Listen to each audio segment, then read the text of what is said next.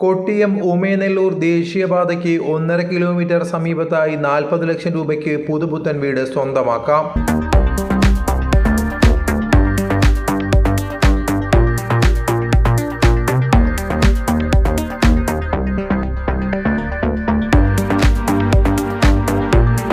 നാല് ബെഡ്റൂം അറ്റാച്ച്ഡായ വീടാണ് വിൽപ്പനയ്ക്കുള്ളത്.